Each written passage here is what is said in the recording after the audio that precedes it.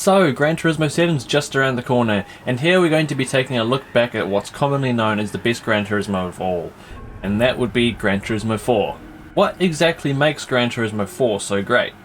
Well, a lot of us grew up with the Gran Turismo games, and that's including me. I spent a lot of my time growing up on Gran Turismo 4, progressing through what is the GT mode, and so there is a lot of nostalgia around Gran Turismo 4.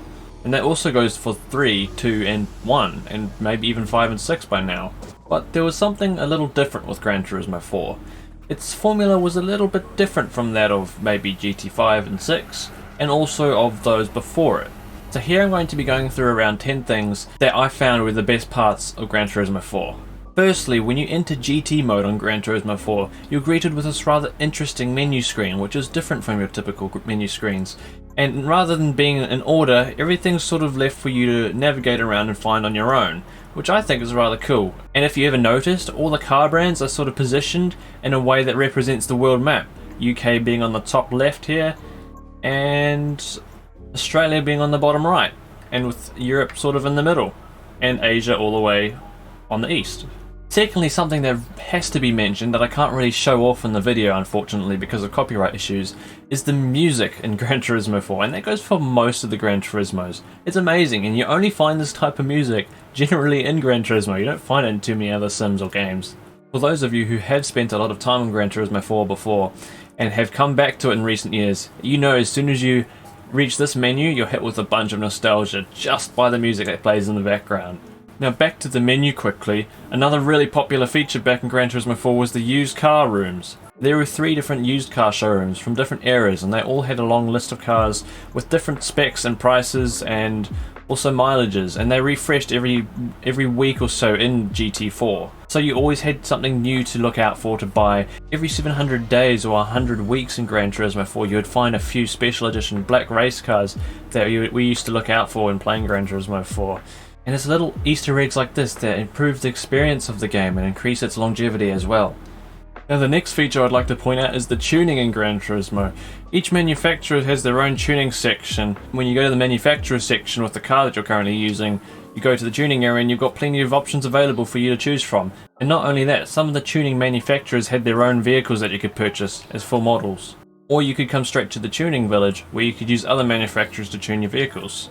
And there are also places where you could buy their own unique models. Now probably the biggest and most loved feature from all Gran Turismos are the license tests, and the ones in GT4 were really good and very difficult as well.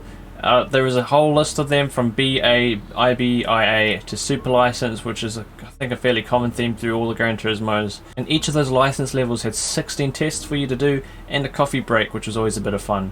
And you would win extra vehicles depending on how well you completed the test. So if you got all the golds, then you're going to get all the vehicles, and that was always a really difficult challenge, but it was fun and satisfying to do. There were 2 other challenge type features in Gran Turismo 4, which was the driving missions and the special conditions. Special condition events were often 1 or 2 lap races with you versus one other car, and they were also usually split into 2 parts with one clockwise layout and another counterclockwise layout. And when you completed both of the 2 parts, you would win a cash prize and you would win another car. One common thing that we all did was complete these tests, earn the car, sell the car for a lot of money, and just repeat it over and over and make a whole bunch of money out of it. I don't think that's going to be as abusable in Gran Turismo 7 because going by GT Sport you can't even sell your gifted cars, so we might not get the same sort of method of earning money in GT7. And the other feature that I pointed out just before were the driving missions, which were also a bit different, and they weren't always about completing laps. There were different little challenges, sometimes just a section of the track with you trying to beat one other car, and once you did that you earned a bit of money. So each time you completed a section of the driving missions you would earn a new car. So we're looking at the pass section here, and if we go further down we have the slipstream battle section, which you also earned a car from for completing. And right at the end here we have the 1 lap magic challenges, which you either really love or you really hate. They were sometimes incredibly difficult, the most difficult part of GT4, but sometimes they weren't too bad. The idea behind it was you take a manufacturer and all its models from slowest to fastest and you put them on the track. You start with the slowest car leaving the start line, and on a timer each car will then follow after it until you have the fastest car that leaves last, and by the end of the lap all the cars should be fairly close together and you start from the back trying to beat all the slower cars in front of you. Another part to Gran Turismo 4 that wasn't following the main career path were the manufacturer one-make races. These one-make races were quite self-explanatory. You take a model of car and its variants and you take part in a championship, and once you complete that, you win a car. And just on that real quick, I thought it was super awesome how many variants Gran Turismo 4 had of different models of cars. And then you also had the national championships like the Japanese one, the American one, and the European events, which also had their own championships where you could win extra cars and money. And most of what I've mentioned so far isn't even on the main career path, which is beginner events, professional events, and extreme events. And the final part that I'd like to mention here are the endurance events, which I can't actually access right now because I don't have 25% completion on this save that I have of Gran Turismo 4 here. And its endurance events were really good, ranging from a few hour races to 24-hour races even, and it was so satisfying when you finally won the prize after waiting all that time. You could either drive it yourself or enter B-Spec mode, where you could let the cars drive for the AI race for you, and that's I think how most people did it. That's how I did it, because you can, in B-Spec mode, you can put the time of the race up to 3 times the regular speed, so you can complete a 24-hour race in just about 8 hours. They were all really fun, but they certainly wouldn't live up to today's standards because there's only a 6-car limit on the track, the difficulty wasn't very high, there's no day-night cycle or anything like that, but for its time it was pretty awesome. Anyway, so that's most of my personal favourite bits in Gran Turismo 4. I probably didn't get everything in there, so feel free to mention your favourite parts in the comments. This video is for people who haven't really tried Gran Turismo 4 before. Maybe they have, but just not in a really long time. It might bring back a lot of memories.